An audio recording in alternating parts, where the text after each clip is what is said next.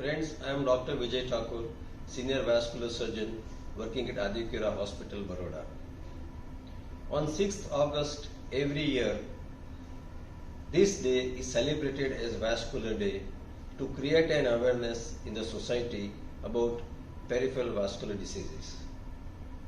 Our aim of this awareness is to prevent amputations in this country, to make India amputation free.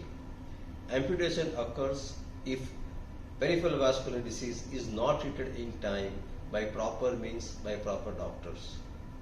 On 4th of August this year, we are having a walkathon, a walking event, to make people aware about the benefits of walking exercise. Theme of this year is Walk a Mile to Live with a Smile. It's my humble appeal to all of you to join us on 4th of August for a walkathon. Thank you very much.